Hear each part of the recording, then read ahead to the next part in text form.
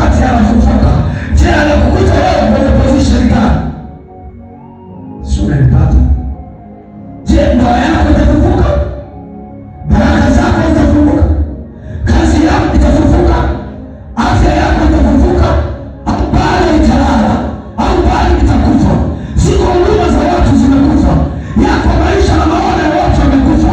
Je, Yesu atakapofufuka, hiyo huduma yako itafufuka pamoja naye? Hiyo ndio jambo la kujiuliza.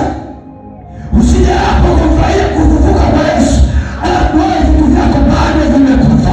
Mwambie jirani yako, ninakataa kuwa mauti. Haiwezekani Yesu afufuke halafu bado tunaendelea kupata tabu, bado hatuna biashara, bado tunahangaika, kule yetu ni tabu, bado maisha yetu ni ya shida.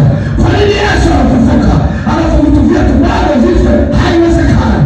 Sasa kuandaa kujua, ili uweze kufufuka na Yesu, nini unatakiwa kufanya? Amen.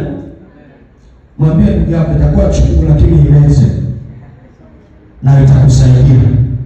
Nini ufanye? Sikiliza nikwambie, ili tuweze kubarikiwa, yuko vitu lazima tuvitie.